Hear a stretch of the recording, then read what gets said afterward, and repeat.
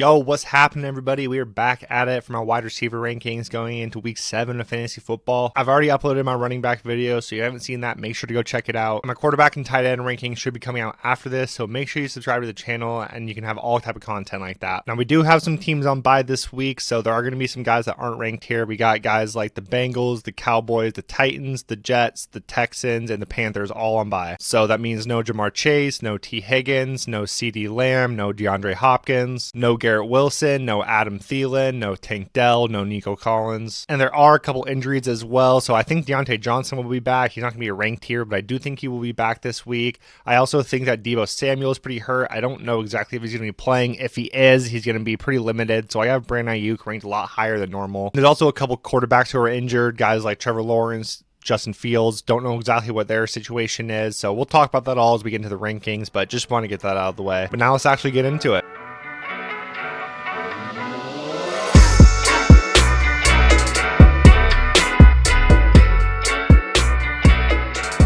All right, first up, no surprise, we are going to have Tyreek Hill here. Been absolutely just dominating this year, going absolutely crazy with the Dolphins. They're also playing the Philadelphia Eagles this week, which has been the 6th easiest matchup for wide receivers. So I think it's another spot that Tyreek Hill can really take advantage of. And that's also an offense that can somewhat keep up with the Dolphins. So I think this is going to be a really, really high scoring game for everybody. And then with Justin Jefferson out, there's going to be one other guy in this tier 2, and it's going to be Cooper Kupp.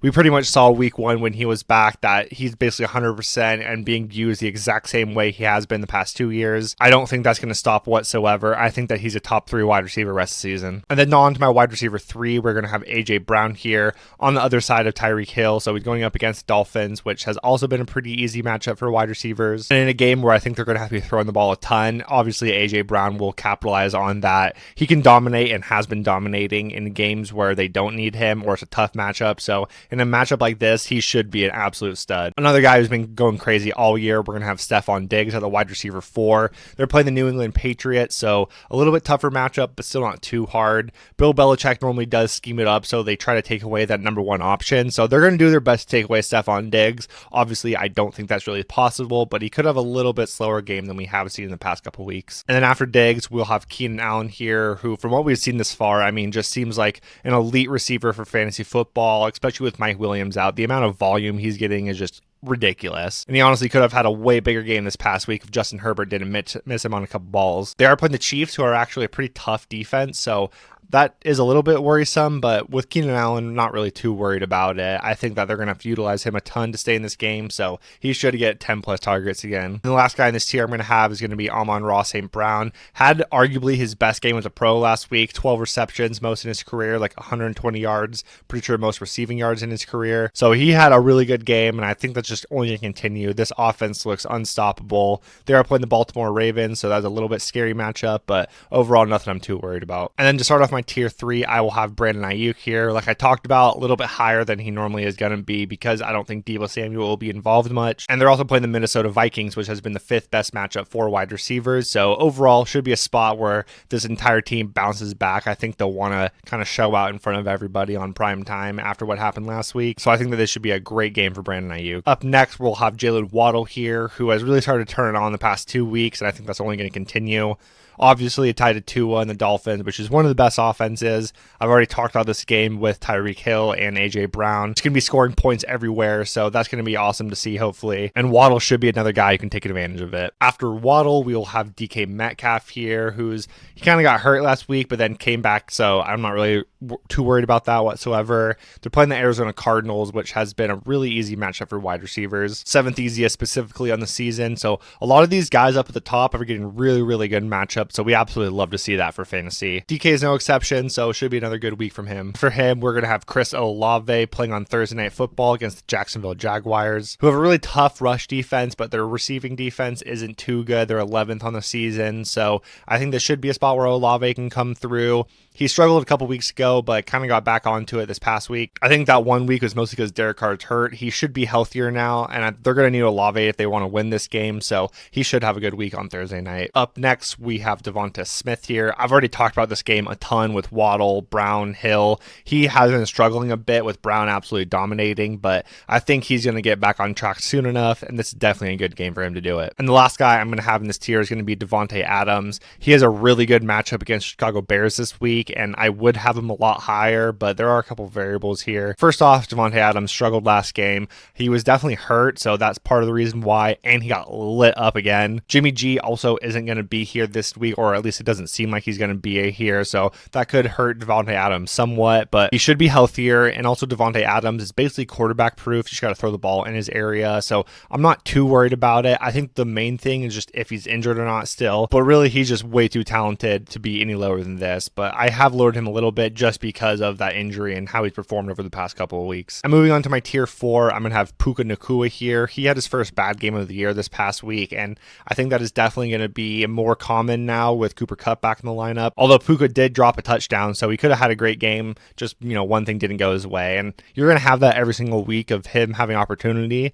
especially with so much emphasis going on Kupp now. With Puka being the second option, that should open him up even more than he already was. So I'm really not too worried about Puka whatsoever, but I just don't think what we were getting at the beginning of the season will be there, but it's still going to be a strong wide receiver too. After him, we have Mike Evans here, who is going up against the Atlanta Falcons, who are actually a pretty good defense, so that worries me a little bit. Also, Baker is a little banged up, so we're going to want to monitor that. But Mike Evans has just been dominating this year. Didn't quite do it last week, but overall, he's been really, really good. So we're just going to keep riding that wave. Then after him is going to be Tyler Lockett. Talked about him with DK Metcalf, but this is such a great matchup for wide receivers. Lockett has been kind of off and on this year, but kind of does it every single year where he has good games, he has bad games. You're just going to want to ride that wave because more often than not, it's going to pay off. And in a matchup against the Arizona Cardinals, definitely want him in your lineup. And then the last guy in this tier, I'm going to have Hollywood Brown here, who has actually been really good for fantasy quietly over the past month or so. I think he's had over 10 targets in the last 3 games, and it doesn't seem like that's going to be going anywhere. Obviously on the opposite side of Seattle, and their defense is all right. They have a lot of really good names on it, but they just haven't quite figured it out. They're giving up the second most points to wide receivers on the year, so it should honestly be a spot where Marquise Brown can really show out and hopefully actually totally break out, because he's been going very quietly so far. All right, now this is where a little bit more of the questions really start to come in. So first off, to start out the tier 5, we will have DJ Moore here. Obviously, he's been really good so far for fantasy, but it sounds like Justin Fields isn't going to be playing this week and he could miss more time. So his backup Badgen, we don't really know too much about him or how good he is. I still think that DJ Moore will be highly targeted, so you're going to probably want to have him in your lineup, but that upside just probably isn't quite there like it has been. And then after him, we're going to have Calvin Ridley here, who has been really up and down this year. It seemed like week 1 he was going to be an absolute stud, and then he kind of fell off, didn't really get a ton of volume, and then he showed back up, and then last week he didn't really show up. So it's really been up and down with Calvin Ridley, and I honestly don't think that that's going to change at this point. It doesn't seem like Trevor Lawrence is going to hyper target him, but he's so talented where he's going to make some of the big plays happen. But I really think that this is going to be more of a boomer bust kind of guy going forward. So you're going to want him in your lineup because he's going to have weeks where he scores 20 plus points, but there's also going to be weeks where he scores 7 points. So it's going to not be great at times, but regardless, you're probably going to want him in your lineup. And then at the wide receiver 19, we are going to have Zay Flowers here, who scored his first touchdown this past week, which is great to see. He's obviously the main wide receiver target in this offense. It's very, very clear. And this week they play the Detroit Lions, who have given up the 13th most points to fantasy wide receivers on the year. They also have a really good offense, so they're going to have to be throwing the ball to try to keep up with the Lions. So overall, I think that's a really good spot for Zay Flowers. He doesn't really seem to be a big play guy all the time, although he has made a couple, but a lot of his really short area targets, but he's going to get a bunch of those. So you're going to probably want him in your lineup.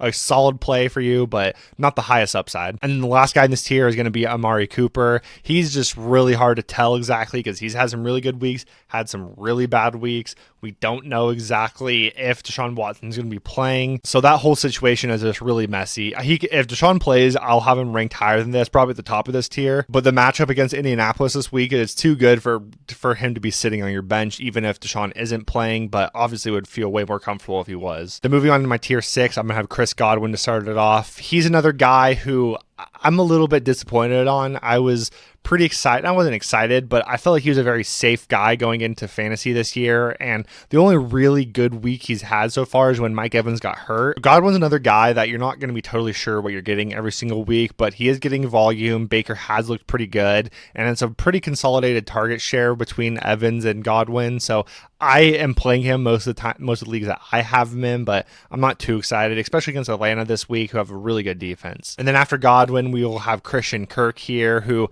saved himself with a big touchdown last week, but didn't get a lot of volume. We've seen it slowly as the year's gone on, with Ridley and Kirk just getting closer and closer, because that's definitely what it seems like more this actual situation is. But I think Ridley still has a much higher upside, so I have him ranked ahead, but Kirk has proven himself that he's a part of this offense and he's going to get targeted, so you can definitely have him in your lineup and feel pretty good about it. After Kirk is going to be Terry McLaurin. He is really the only wide receiver in this offense that I feel comfortable with. I've actually dropped Jahan Dotson in a couple leagues that I had him, which sucks because I was so excited about him.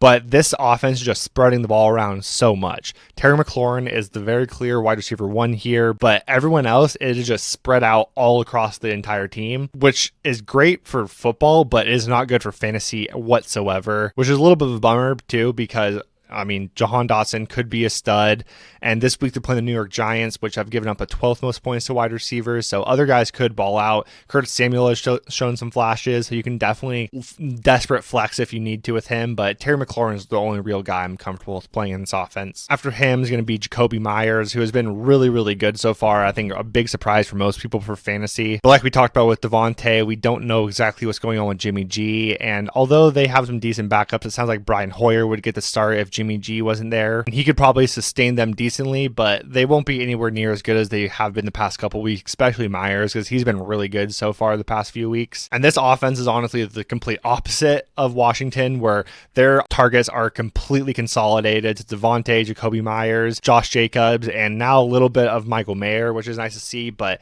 they basically get like 80% of the targets. So that's great to see for fantasy, and that allows you to have a little bit more confidence when you don't have your starting quarterback in the lineup. After him, I'm going to have Christian Watson here going up against the Denver Broncos. We saw last week the big, 70-yard play that he made, so he can do that every single week. He's probably not going to get, 8 targets a game. He's probably going to be more in that 5-6 area, but he can make a lot out of a little. So he's somebody who you can definitely flex in your lineup if you need to, and you can really have some high upside there. But with that comes a very low floor. So it's really just about risk mitigation and kind of what your lineup looks like, what you need, but somebody who's definitely interesting for fantasy. And if he can take over as that clear wide receiver one, could be an absolute stud. And the last guy in this tier who has really been showing out the past couple of weeks is going to be Drake London. It's still hard to have a ton of confidence in him just from what we've seen from this offense over the past 2 years. He has looked really, really good so far. They're finally giving him consistent targets, and he is absolutely producing with them. So I'm hoping that they realize that and just continue to do what they have been doing, because although they haven't won, it has definitely been a bright spot for their offense, and they really need that right now. And I think if Taylor Heineke takes over, he will be even better, because although Taylor Heineke isn't anyone super special, I think Desmond Ridder stinks. And then moving on to this last year, I'm going to have Michael Pittman here. This feels low for him, especially with how good he's been doing lately, but Josh Downs has been getting more involved. Gardner Minshew looked terrible this past week. And then the main reason really why they're playing the Cleveland Browns this week, who have given up the least amount of points to wide receivers on the year. So I'm definitely worried about him with Gardner Minshew, but just with how good he's been doing, could definitely do a lot worse. And then my wide receiver 28, I'm going to have George Pickens here, a little bit lower this week. They are coming off a bye, which is nice. Deontay Johnson should be back. And they're playing the Los Angeles Rams, who have given up the third least points on the year to wide receivers. So a little bit worried about that there. But we've seen that big play upside from him, so we know that he can break one at any moment, which is something you definitely want in your lineup, but I am a little bit worried this week about some consistency. After him, I have Jordan Addison here, who saved his day this past week with a touchdown, but he only had like 3 receptions, which was very surprising to see, especially with Justin Jefferson out. So I'm hoping that changes this week, but they are playing the Niners, so I am a little bit worried about it. Obviously, with this offense, which has been very good, and this young rookie, you want that upside, but the matchup just scares me away a little bit. And then the last guy in this top 30 I'm going to have is going to be Gabe Davis, who he had a bad week week this past week, but overall has been really good the past few. So it's another guy who is really going to be a boomer bust touchdown guy, just has a very good opportunity at touchdowns every single week. So somebody you can absolutely flex, but it's going to really vary week to week what you're going to get from him. But yeah, here's my top 30 wide receivers heading into this week. Obviously, this is going to change some as we get more information. Come back to this video. I should have some updates here. My quarterback and tight end ranking should be coming out after this, so I'm hoping to see you guys there. And yeah, talk to you later.